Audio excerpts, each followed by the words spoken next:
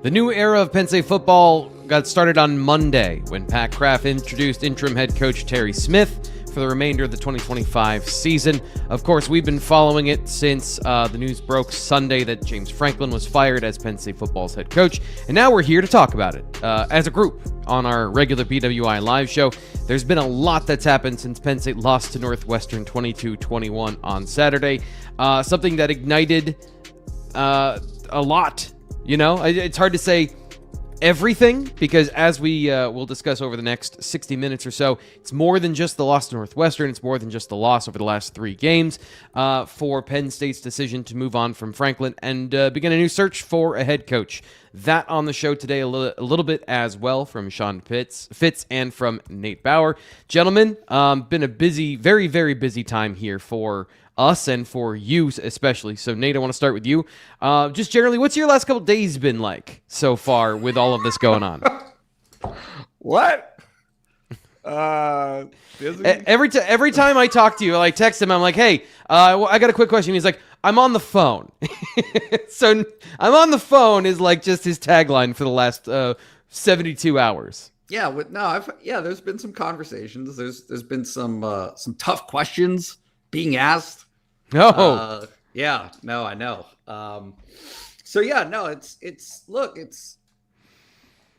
This isn't popular. I'll acknowledge it, but I really want to know what actually happened. And so, rather than just, going in on public statements, I think it's important to try to get the context that goes into a decision like this. Cause it's not like Pat Kraft said yesterday that this wasn't a 3-game decision.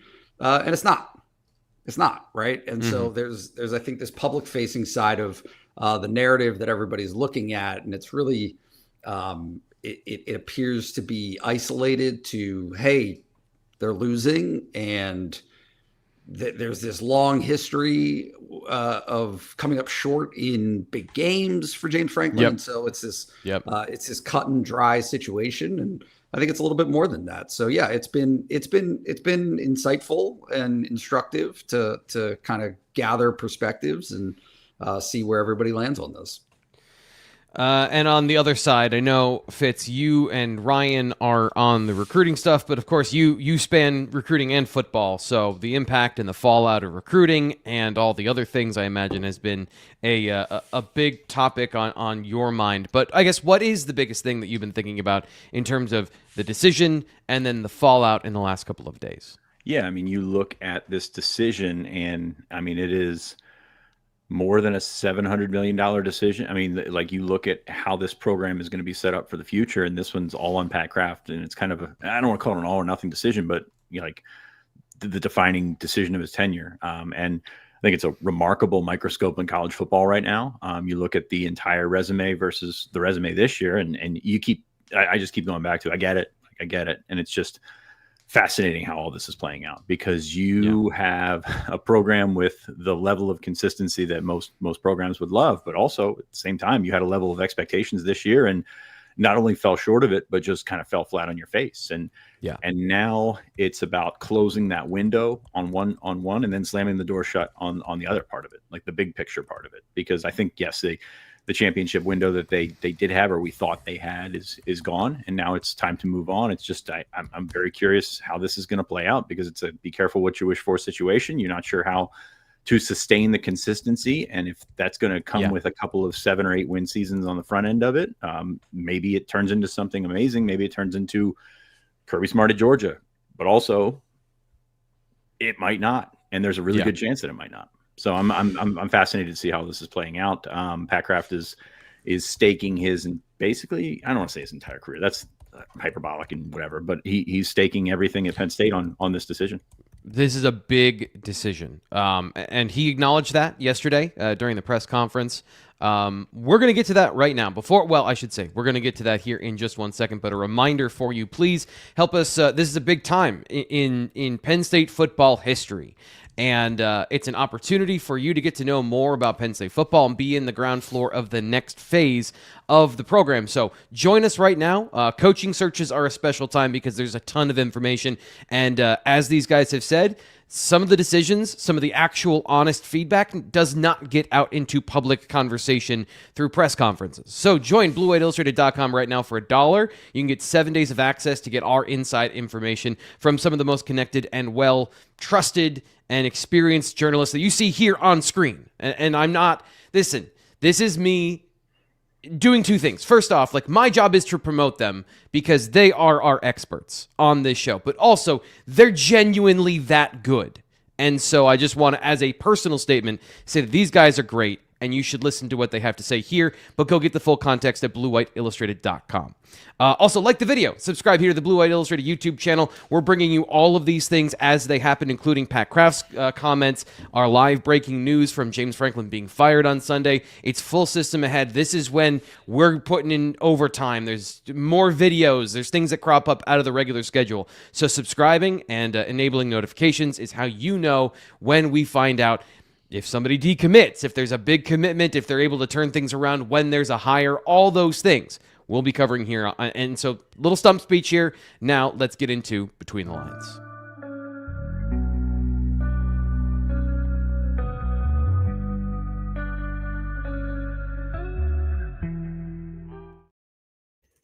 I don't know if you can tell, but that was put together very hastily this morning. I realized, oh no, the thing I've been using for 5 years is no longer relevant. So let's talk about. You had the guitar out this morning, laying that track down. Yes. Is that from the Friday Night Lights television show? Like, I feel like the camera really want me spanning West Texas, like the oil fields. Do you really want me to tell you that I get all of my stuff from the YouTube music library that's free? Because nobody wants to pay for me to have music. Yeah, that's fair. Okay, so also I try to find the dopest tracks possible that are free. So let's go in chronological order from yesterday. If we can't laugh at ourselves, what are we even doing? I'm sorry for my red face, everyone that has to watch this. I see the comments. I'm so sorry. Hey, someone said you look good. You've slimmed down. You've done a really good job, and someone mentioned that earlier. You're gonna have to scroll up and find it, but yeah, it's true. Thanks. Yeah, and that's me saying that, which I'm usually just an a-hole to you. So actually, somebody else that I noticed has slimmed down a little bit is Pat Kraft, looking a little bit leaner than when he first, or maybe one of the photos I saw recently. A lot on his plate, in a metaphorical sense, apparently. One of the things that we're gonna hit the highlights here. One of the things that he highlighted multiple times as a reason for moving on from James Franklin, as Nate always likes to say, in relief of describing the next candidate, you can see maybe some of the shortcomings that he felt were in the program before, and then some of his responses to reporters about the decision and those things centered around the transfer portal. This is also about the modern era of college football. Our next coach needs to be able to maximize elite level resources, attack the transfer portal, and develop at the highest level. I mean, the facts are the facts. Like, you got to recruit at a high level. And now the transfer portal, you got to be able to recruit in the transfer portal at a high level. And so how do you use your resources in the right way in building a roster that compete for a national championship, Brandon? So you mentioned that a couple of times. Fitz, I want to come to you because in this we've talked about James Franklin and his view of the transfer portal. He was fond of saying we're not a big portal team. Yet they have gone into the portal and they have addressed specific needs. They weren't afraid to go into the portal. So how do you view this kind of theme coming up in Pat Kraft's remarks about the situation? Yeah, I'll say you look back at past portal classes and they've gotten bigger every year for Penn State, and that's because the portal has really changed things in college football and changed the way that you were able to go about it. Before, it was just patching holes. Now it's about like legitimately improving your roster, and that's a move that Penn State has made. But also you look back at the last portal season and you look at all the guys that are out there, all the guys that visit, and again, it's a lot of fool's gold, but at the same time, those are guys that can make the difference. You look specifically at defensive tackle in the last cycle, and you've got a guy like David Blay, a Pennsylvania kid, who comes up and, hey, man, he's expensive, like really expensive. But Pat Kraft had a different approach to spending on those guys than James Franklin. James Franklin, merit-based, make the locker room okay.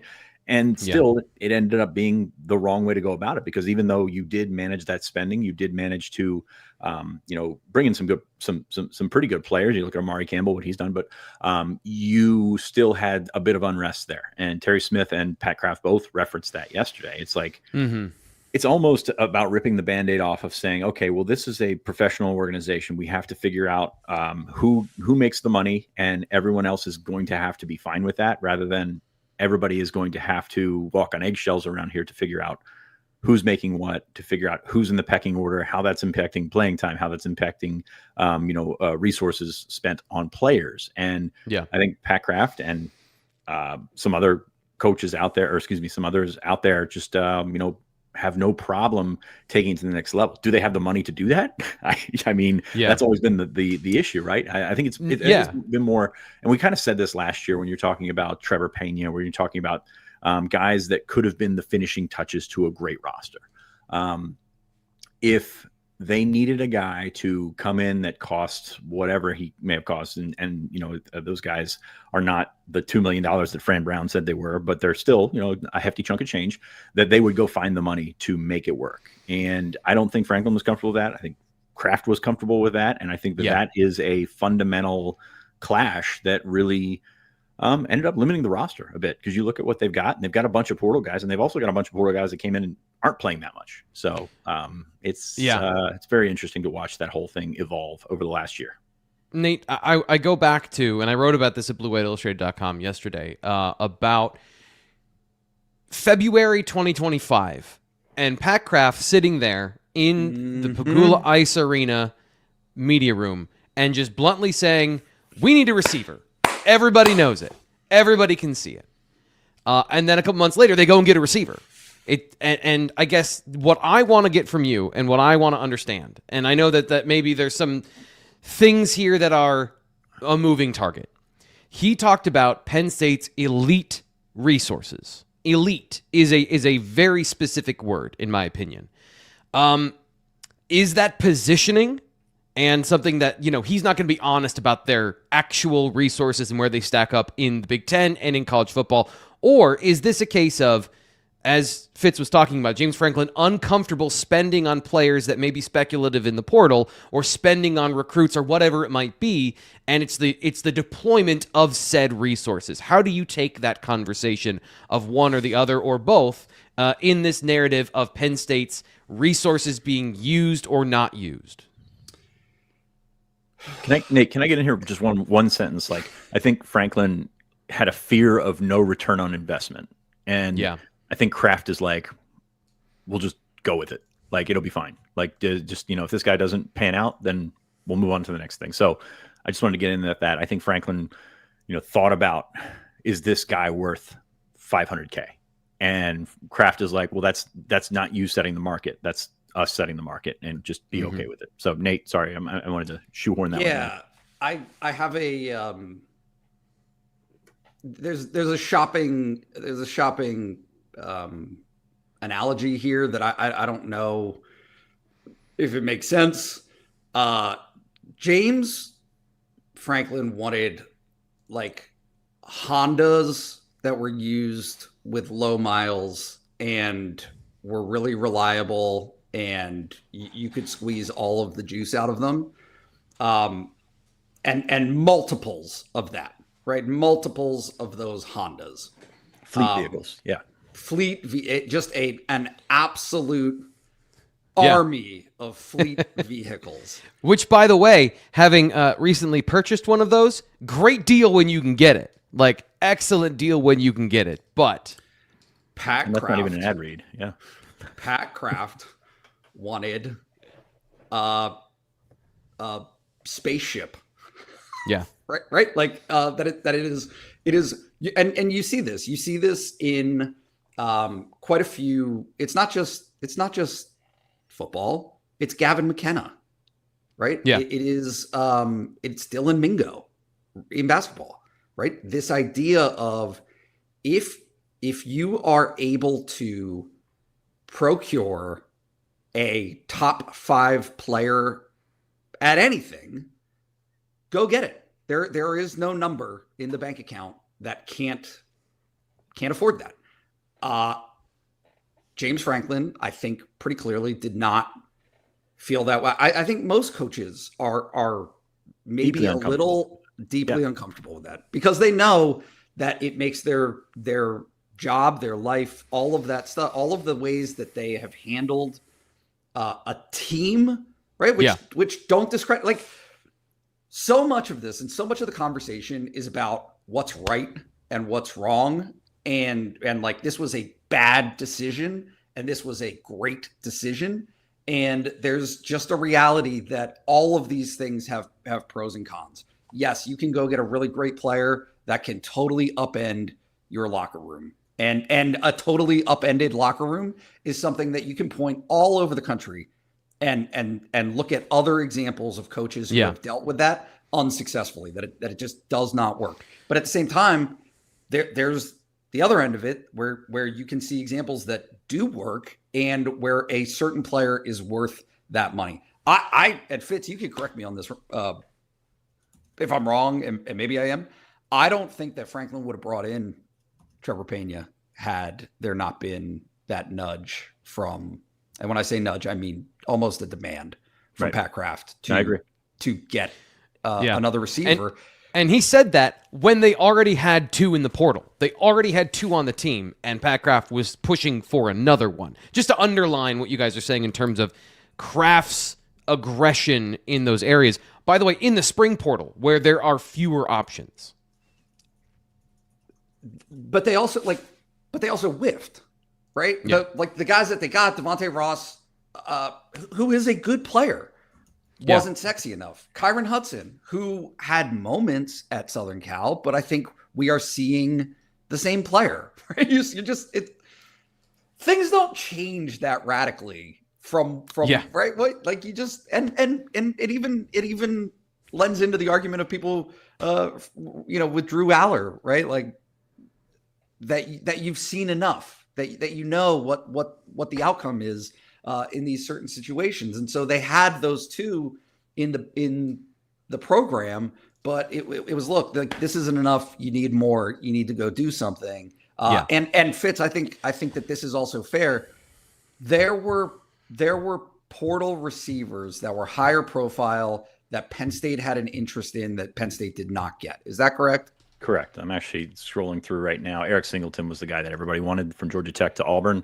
But I think Penn State kind of was like, well, first off, I don't know that they were appealing to these guys because you look at what Penn State has done on offense. They've got they had a certain reputation, still have a certain reputation. But you look at Kevin Concepcion, which, I mean, I wasn't. It doesn't matter. But guys like Dane Key, Malachi Fields from Virginia, who played for Marcus Hagans of Virginia, Devon Stribling went to Ole Miss from Oklahoma State, and he's eclipsed Trey Wallace as the receiver there. So they had high hopes, but also there was this feeling of defeatism in that we're not going to pay that much for a guy that's not going to change everything for us. And Fitz, can I ask you a follow-up question here? The comfort and the background of James Franklin wanting to know the player themselves and having a previous relationship. How much did this play into that conversation as well? Of the risk tolerance of we're not sure we want these players, but we don't even know them that well. So is it worth really going all in on a player we don't necessarily know, as opposed to, and I'm just going to as the example that I keep seeing regularly. Oregon had to replace its offensive line and it had to replace its secondary because the secondary wasn't very good in 2024. So they go out and get Dylan Thieneman, one of the top players in the portal. They go out and spend on corners. They get corners in recruiting. And suddenly you have this roster of players that is ready to reload regardless of your relationship with them. So I guess the relationship aspect, do you think that's a part of this as well? Of the hesitancy on the money side beyond just the ability to make an impact or be the guy? Yeah, I mean, James wanted the older version of college football. And when I say older, I mean, even 4 years ago, 5 years ago, something like that, where he recruited these guys to bring them in. He recruited their families. You know, how many times did Terry Smith sit there yesterday and say, this guy was in their living room and he's the reason that they're there? Well, I mean, that is that is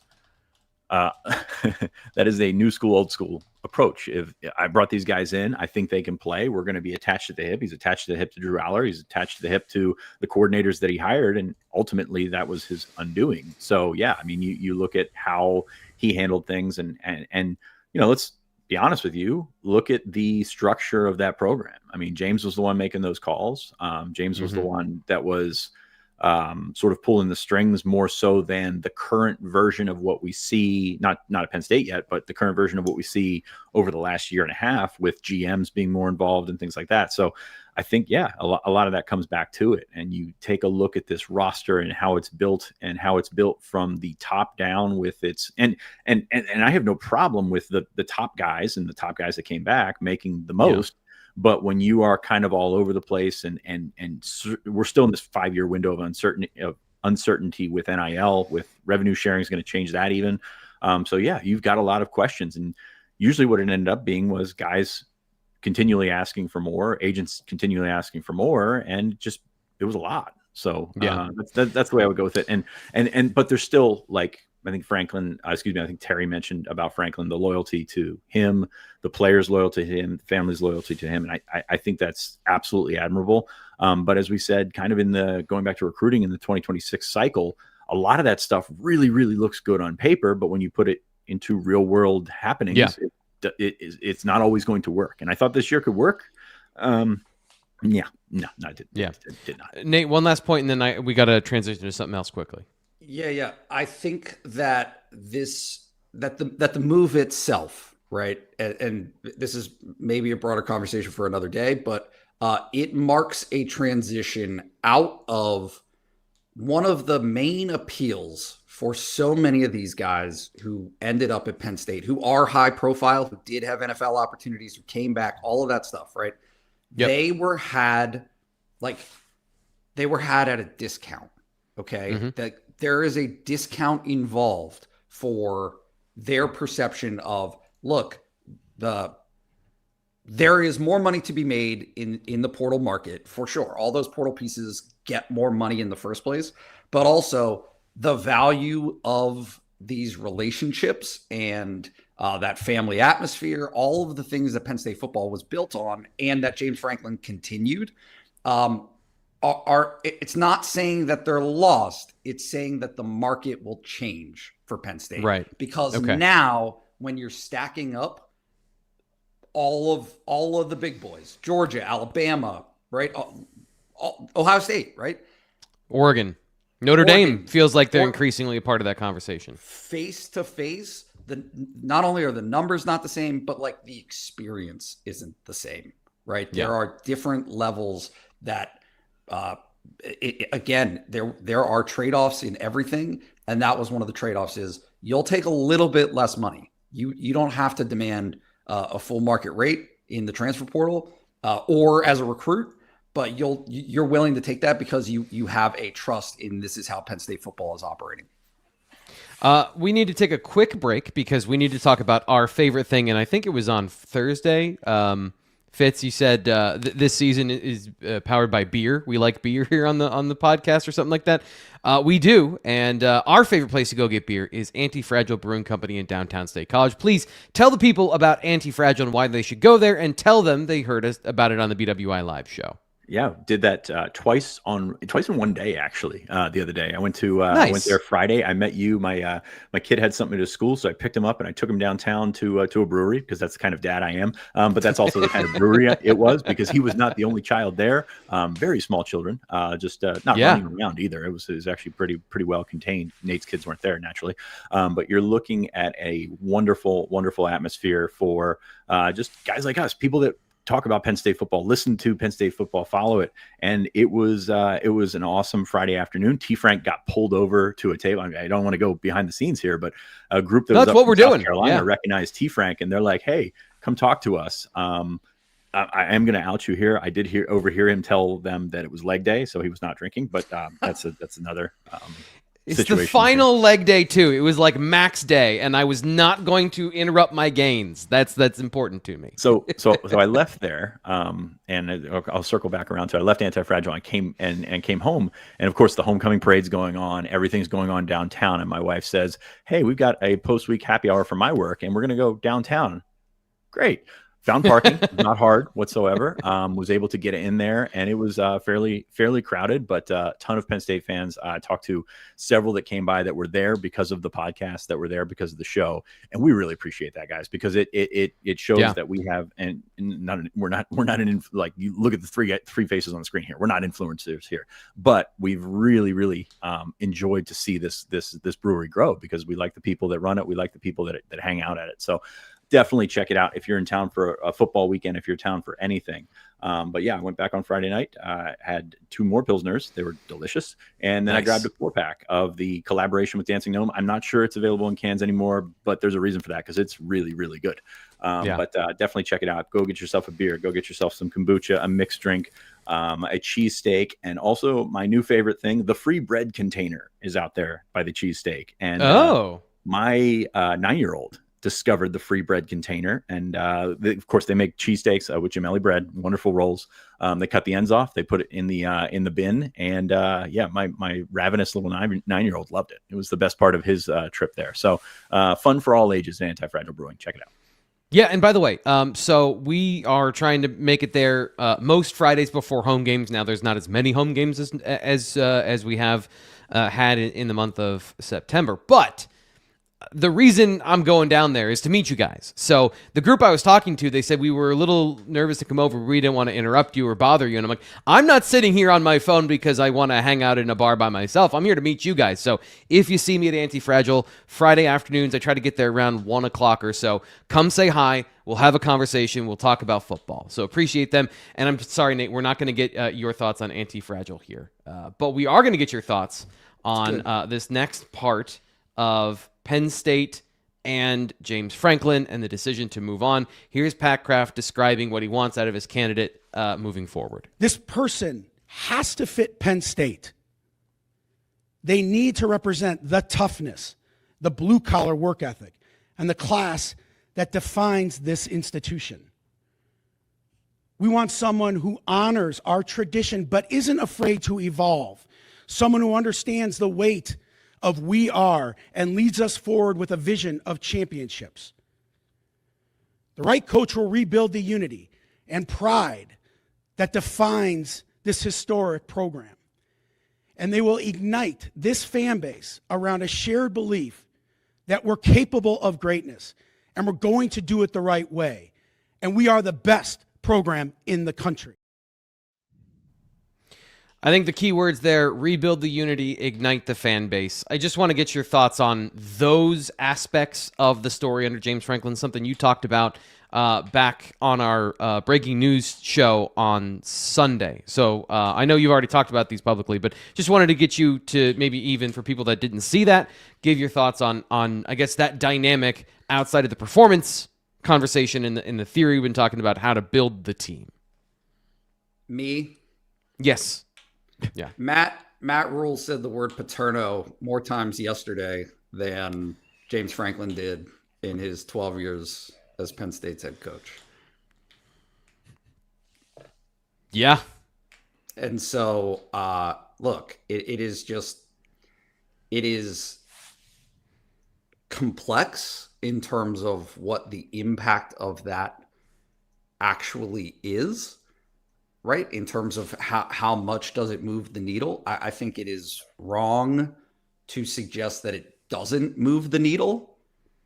Right? It's just a thing. It's just a thing for Penn State fans, for a lot of Penn State fans who want that to be part of the conversation and not something that is hidden from and not something that is ignored. Like this idea of, hey, when the opportunity or when the occasion, it doesn't mean like fawning over it and bringing it up unprovoked. Sure. It just means, look, when the occasion calls for it, to recognize that and to have it not be like Beetlejuice, right? Because I think that there's that element that that's what it was presented as. And so when it, when that stuff. So I have a history, question. Yeah, go ahead. Yeah, I have a question. Context is important, and we need to have a longer memory than the last 5 minutes. James Franklin arrived at Penn State in a very different time and a very different atmosphere where the name Joe Paterno was toxic to the brand. It was toxic. It wasn't just James Franklin that wasn't saying Joe Paterno. It was the university. It was the ecosystem around Penn State trying to not bring up the things that had gotten it into the sanctions it was in when he arrived here. And so I guess what's the balance of never bringing it up, trying to maybe build a new image or trying to recover through that what that was, and then to ultimately never embrace it, which I guess is what you were alluding to there at the end. How are you supposed to manage that? I guess I have some sympathy there for what it was, because I remember what it was around here back then and how that whole dynamic was. And some people wanted to just absolutely plow through the shaming that was going on by other universities and just culture at large. And James Franklin opted to try and ignore it to then bring unity on the other side. And I guess I'm not asking you for an answer, but how do you view all of those things in context? Didn't he mention him in his opening press conference in 2014?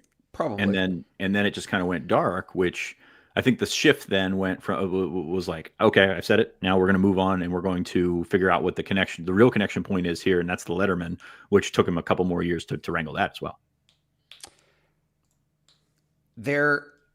And this is, I know even before I say it, it's unfair. Franklin has more than a little bit of thinking very hard and setting a course for himself, for the program, whatever it is, right? Like all of these decisions that are made, but then they're made, and the ability to weave in and out of traffic from those course, right? Like the direction that is chosen, I think he struggled with over 12 years, right? It's not the same now. It's not the same. Not only is it not the same environment, but it's one that just even the slightest movement from him on that may have helped him a little bit. Yeah. Right. Like just this inflexibility on certain positions, it just ends up being to his detriment, or ended up being to his detriment. That I think he didn't show a willingness to evolve a little bit, and that's just listen to Pat Kraft. You could again. That is the genesis, right? That is the core. But also the last name was also pushing back on a lot of things that he did, and that wasn't Joe. So yeah, for sure. So there's so many other things I want to talk about in this particular conversation from what Pat Kraft said. We didn't even get into the recruiting aspect of it in terms of how that was all going. Fitz touched on that for a second, but we do need to get to what Terry Smith had to say about the current state of the team and I guess the reason why he's sitting in the seat. He said, we didn't win enough, but he said in his opening statement what he wants from his team going forward now that it's his team. We need to get back to enjoying ball, being tough, gritty, and passionate. Our players and staff will respond with great energy this week as I'm excited for the opportunity to lead everyone in the Lash building. Success is the team pulling the rope the same direction. It's when you watch us play, you guys will come in here and your questions won't be effort. Your questions won't be they look lethargic. If we lose, it's going to be because that team beat us and they were just better. We won't answer questions about how we lost the last 3 games. There's not one of those teams that we could arguably say was better than us, including Oregon. So there's some alarming stuff there. And just I want to play another clip here from Terry Smith to kind of put a full context to it, because those things triggered some alarm bells in my head.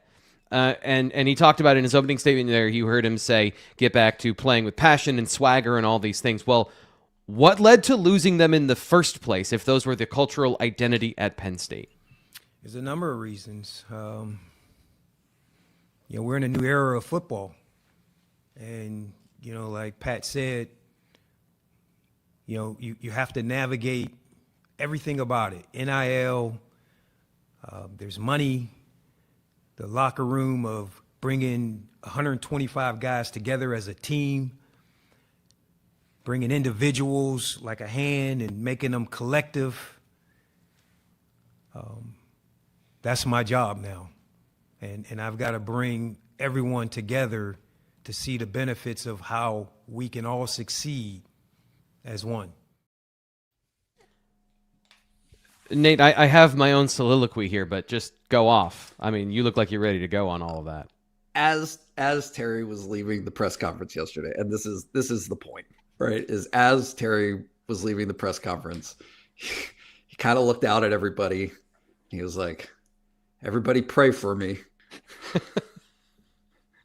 Terry's great, man. Terry is great. Terry's great. Terry He's the right. great. He's the absolute right. And this isn't just a favoritism thing, even though it might be a favoritism thing. But like, you ask anybody in that building, like who's equipped to try and get it done, that's Terry. So Can I I think I got that one right. There's a point to this though, which is getting 125 people of any persuasion to agree with one another, and to do that is really hard. Even on winning teams, that's really hard. Football teams have cliques. There are upperclassmen, underclassmen. All of those dynamics are in play, and it is impossible for the best to manage those things fully without hiccups. Now, the dynamic to this that should be obvious, and I think is obvious, is people, again, when they are winning, you can get most of the way there, right? You can get there enough to feel pretty good. When Penn State lost to Oregon and the offense looked like garbage, that's like, you've got a lot of people and their futures who are tied up in team success, who now have absolute reason to start pointing fingers at each other. And like, that's not a justification of pointing fingers at each other, but all of the reactions that Franklin had after that game about, well, we're not going to do this, we're not going to become that type of team. I've seen ways that can happen, and that's not going to happen. It did happen. And it wasn't like, I think the thing that's being missed, or one of the narratives that I've seen that I just kind of reject, is this notion that it was team unity against Franklin. I think it was, and I'm not even thinking, I'm saying, team disunity, right? Like team pointing fingers, shifting blame, not wanting to fully look in the mirror and accept all of the ways. There was no game through, and that includes defensive performances that were hailed for the most part. There was no game where any of Penn State's three phases of the game were blameless or mistake-free. Not one. And so, like, that's through the non-conference, certainly through the Oregon game, and then obviously what happened afterwards with UCLA and Northwestern. It just became it's been problematic. And now in this, like, again, kind of darkly comic way, they actually have something to unify around. Yeah. You can do that now. You have that reason.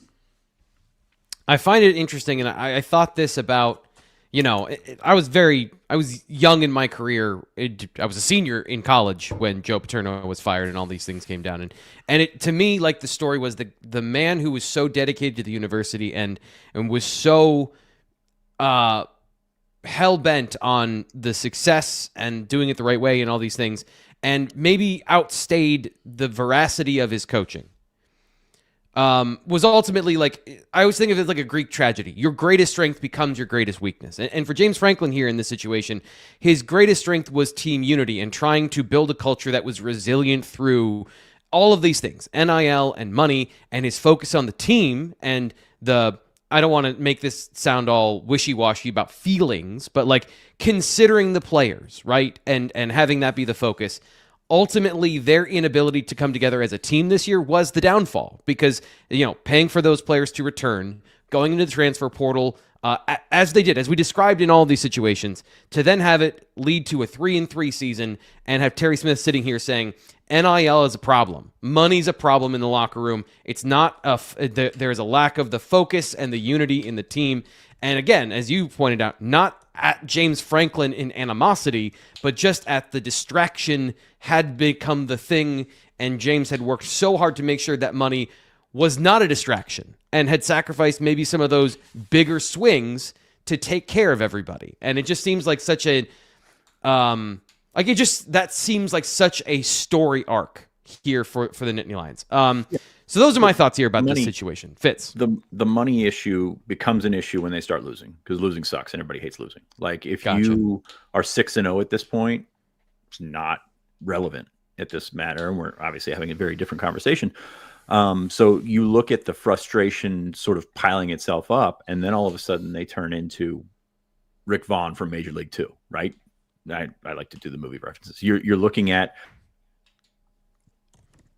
made that run awesome, and then you're looking at a guy who I don't remember if he got a new contract or whatever, but like he was a different player in the second year to try to preserve himself, to try and save his arm, to try and do what he could, but not do everything that he did in his initial year. And that's the lesson that I take from this football team is like they look like they're going through the motions. They look like they're being controlled by, it looks like a video game that they're being controlled by somebody else that's pulling the strings. And when you get that far deep into where they were, which was tailspin and then trying to dig your way out of it, you don't want to make mistakes. And then you become less physical. Then you become less apt to put yourself in a situation where you can break on the ball, but you can also stay behind that guy and make a tackle. Don't want to be wrong. Right? You don't want to be wrong. And watching the team in the last 2 weeks specifically, you looked at a team that was afraid to, mess up. And I mean, that's been a thing that's been happening at times during Franklin's tenure, but never this glaring, I don't feel. Yeah. So we had a very full show. I had hopes that we were going to get to even part of the Northwestern conversation, but that's not going to happen Northwestern today. Breakdown on this. You knew it wasn't getting there. I mean, I know. I just in the off chance that we were all very concise today, and I knew that I'm on the show, so that wasn't going to happen. But we've just been saving some of these conversations here in the chat. Some people have donated to the channel. They want to have some questions answered. Bill Gomet says, do you think the end of the Franklin era started with the Notre Dame loss? Penn State was better and should have won that one, not making it to the championship game last year. We've talked about losing to Oregon in the whiteout as the precipitous drop. Do you think that there is some validity to this, Nate?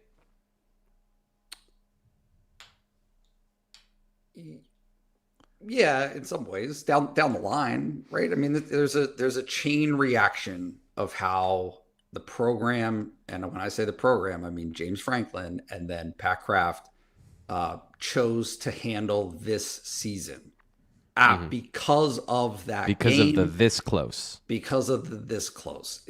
And this isn't some great insight, but this notion of, oh, well, you're this close, just get back there and then win it instead of losing it because all your players are the same and everybody else's players are different.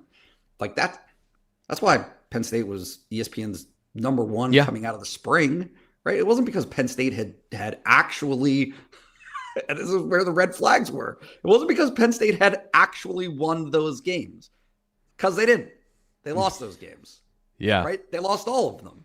The difference was, okay, well, this team is more poised, has less or fewer unknowns than all of these other teams that are going to be in the mix. And so that is why it was this perceived strength of Penn State going into this season. And all of that, my opinion, was set about because Franklin and Pat Kraft were convinced, right? And maybe more Franklin than Pat, were convinced that was the direction, rather than saying, hey guys, you've got a 3rd round draft grade that's probably as good as it's going to get. You ought to go. They didn't say that. They said, "Hey, we're gonna open the checkbook for you. Make it that in between of yeah, you're making less than you might make in the NFL, but you're making more than you did last year, and you're making something that can make you very, very comfortable." And it was a convincing in mass to bring all of those guys back. If all of those guys don't come back, if Penn State doesn't go out and hire Jim Knowles, right? Which is a timing issue. It's not a Jim Knowles is a bad defensive coordinator all of a sudden. It's the timing issue. If Jim Knowles is coaching a very young defense this year, a defense that doesn't have Denai Dennis-Sutton, that doesn't have Zane Durant, that doesn't have Zach Weekly, everybody's looking at this as Penn State is what, 4-2 or 5-1, probably. Right. Then everybody's saying, "Oh, well, these are the growing pains. Everybody knew about it. This is what happened." Young defensive line. Yep. But then it positions themselves well for next year because all of those guys have experience that they wouldn't have had otherwise. So to Notre Dame, it's complicated, but yes. So Alex B, and this is just a kind of an obnoxious side comment, but Alex B wants to know why Notre Dame was considered the worst team. They literally had 6 starters out. In what way was Penn State better at all? Because they had 6 starters out, and the offensive line was on its 3rd left tackle. In the game that was actually played, Penn State had the superior talent and couldn't win that game. So that is why that question came up from the chat, and they had multiple opportunities to win the game. But anyway, should have won the game. But I mean, you look back to Ohio State last year, that goal line situation. I mean, if that is converted, that changes a lot. You're looking at a different seeding. You're looking at actually no home game, which that would have sucked. But you're looking at different seeding. You're looking at Ohio State not in the playoff. You're looking at very different scenarios for the outcome of that, and also like what buffer would that have bought James Franklin if he got that win over a top 5 team? I guess they were top 5 team or top 10 team or Ohio State. Doesn't matter what they're ranked. It's Ohio State. Like, I think that is kind of the beginning of the end, because when you pile up that top 5 record, as hollow as some of that is, it's still the thing that's thrown in your face. So, and I'm losing it over here. But it's just very interesting to watch the bedrock there at the end of last season, where that changes a lot of things for Penn State. This one here from Lenker, he says, "Is it true that Jim Knowles interviewed for the Oklahoma State job 2 days before the Oregon game?"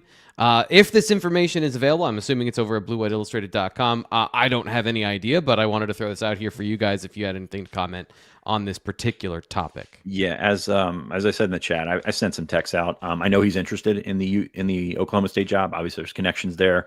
As far as a formal interview, I hadn't heard that, but I sent a few texts out, and I don't have any responses on that yet. So we're gonna hopefully wait and see. I mean, we appreciate the super chat, but some of those answers are not just available to us at the fingertips here. Next thing is, first off, the holiday season is coming up, right? Maybe you want to get your jump on the next era of Penn State football. I got my Roback on today because we have a great sponsorship with Roback.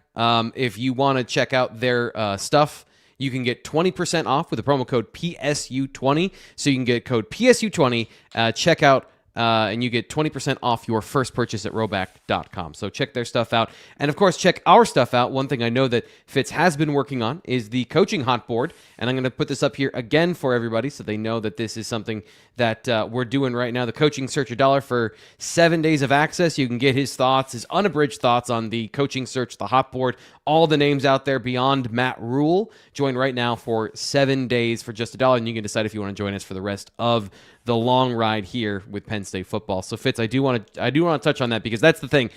3/4 of the responses in the chat are names of who people want to see as the head coach. So can you give us an overview of your interpretation of the landscape, and understanding it's very early in this process? Yeah, I mean, you look at, this is 2 days old, which feels a lot longer than this, but it's not. I think you look at the list that we put out, and it's no secret that Matt Rule is going to be on that list. You see the connections between, Nate, I know you don't read my stuff, but he's on there. You see the connections between him and Pat Kraft that go way back, and that personal relationship that goes way back. And I don't want to say it's inevitable, but like he's going to be a main player in this, whether people like it or not, according to the chat. People not particularly crazy about it.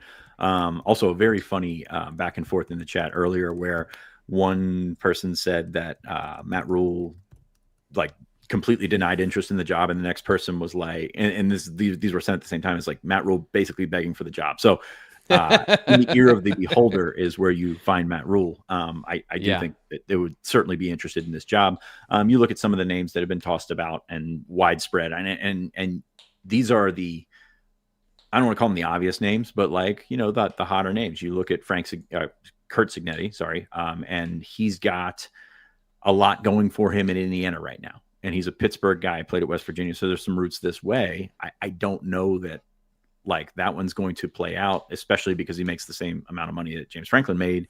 And there's a lot of money that to be tied up on the back end of that, buying him out, buying Franklin out. Offset language with Franklin, it's all very, very, very expensive. More zeros than we're going to see in our lifetime. But yeah, you look at those Speak two for guys, yourself. They jump out. I'm gonna be a millionaire someday. All right, good. I said, speak for yourself. I've got an upward trajectory in my mind. Roback, that'd be wonderful. By the way, somebody stopped me at Antifragile and asked me about my Roback hoodie that I was wearing, and I could not have sold it better, I thought. But no, you look at what's out there, and I think that you are going to have interest in this job from all over the place. We stuck to mostly college coaches because that's the way that has typically gone. That's the location of a lot of Pat Kraft's relationships, and it's going to continue to spread out. Elijah Drinkwitz at Missouri, did not have him on my initial board, but I think that that's worth entertaining because you take a look at Pat Kraft's conversation this week, and actually beyond that, he wants entertaining football in Beaver Stadium. We all do. We all want entertaining football in Beaver Stadium. So the defensive guys, not saying the defensive guys are not going to get a shot, but I think you go offense in this situation. And usually when you're changing from coach to coach, when you're making changes at a regular program that is making changes every couple of years, because Penn State 12 years is an eternity right now, but you go offense, defense, and go back and forth. That's kind of irrelevant with Penn State right now because James Franklin came in as a offensive coach, quote unquote, but this tenure kind of wiped out whatever he might be offense because the defense was obviously very successful under Franklin, especially with Manny Diaz. But you've got an opportunity here to charge up the fan base. And I'm just curious if the guy is going to be as excited, if the guy can meet the expectations of excitement for what all Penn State fans have. That's going to be very hard to do. Yeah, absolutely.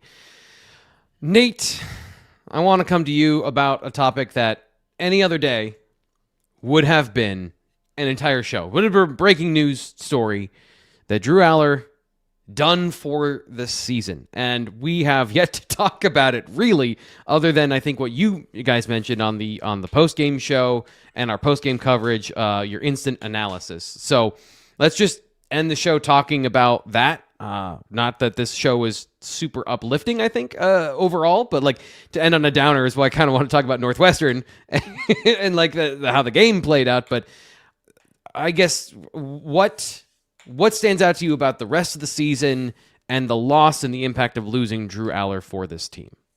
Somebody called me this morning and asked what I thought about Penn State's chances to win at Iowa. And you have these dynamics when something like whatever it is, right? Like a coaching change or discipline or something like that.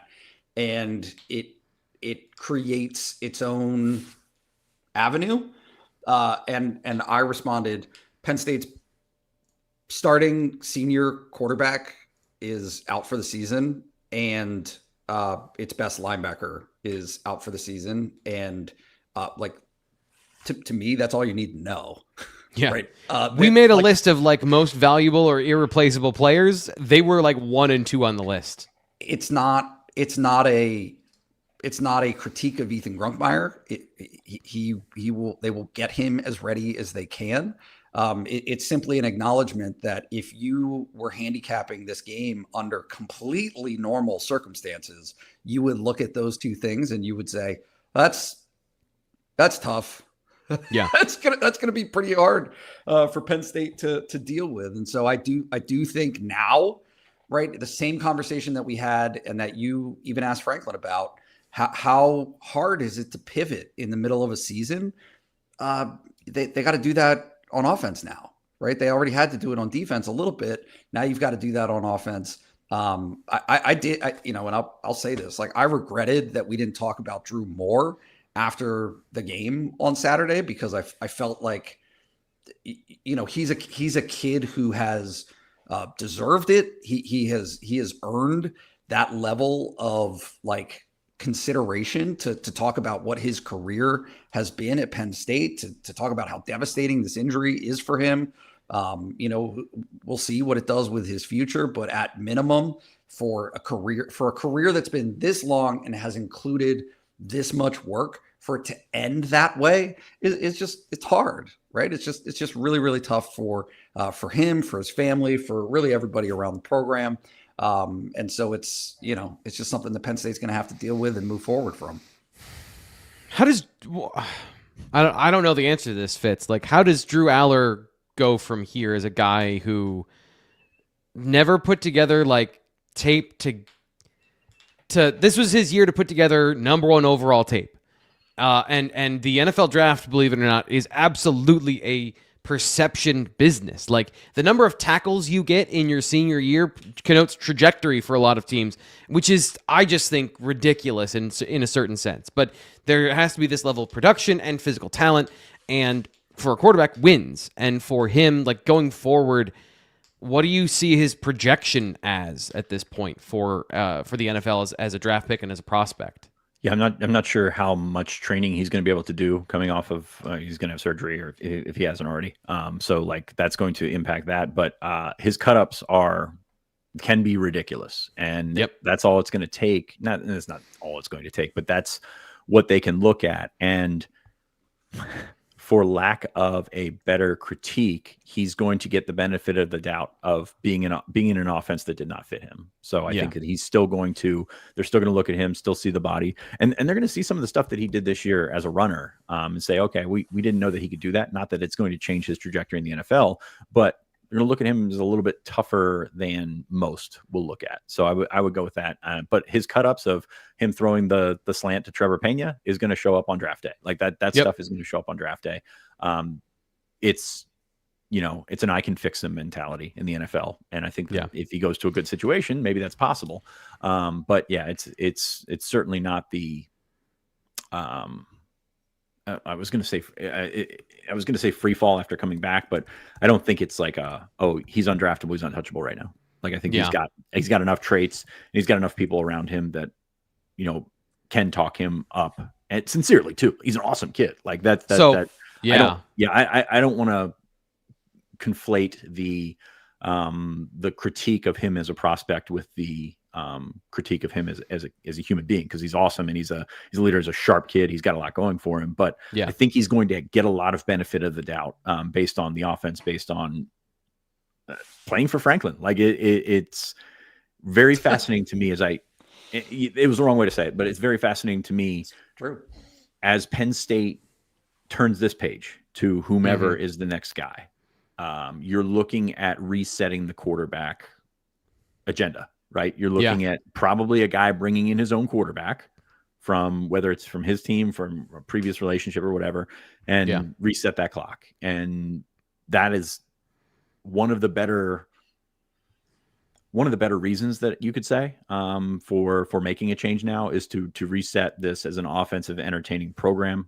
I don't know that it will happen, but the potential is there, and he's going to get a runway to do it, whoever the next guy is. Yeah.